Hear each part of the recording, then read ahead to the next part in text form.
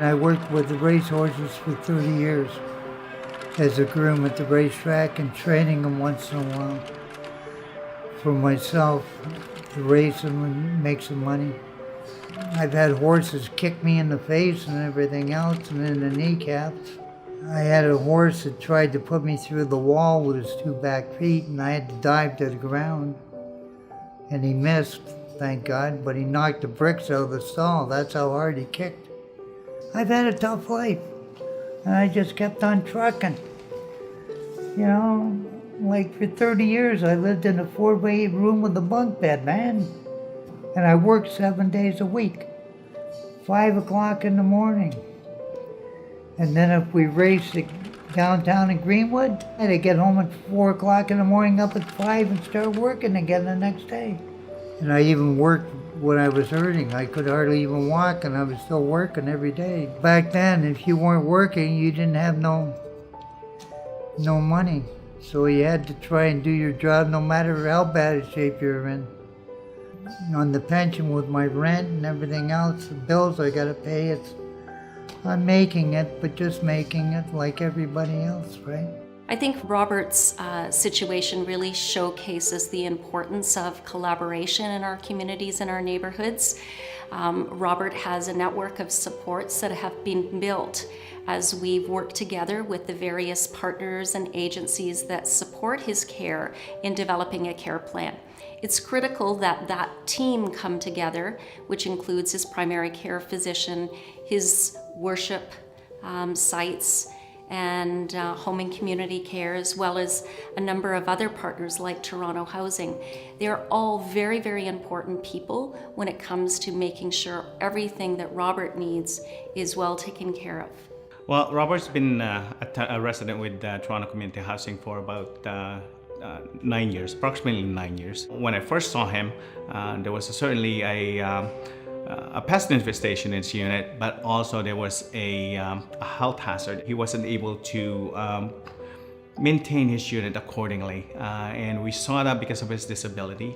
Therefore, there was some assistance, and there were also some conversation with the supportive housing staff here regarding his ability to do things and the difficulty of them connecting with him and providing the services. Community Housing Services Coordinator like myself, we are able to find partners external or outside the TCHC to be able to look for those services so that people living in TCHC are able to access services that's needed and required. Well, I think they should try to listen to the patients they're taking care of more so they can direct things the way what they need. The way it is now, you get a package, they come into a certain thing and goodbye. Instead of helping you with certain other things you might need help with, right?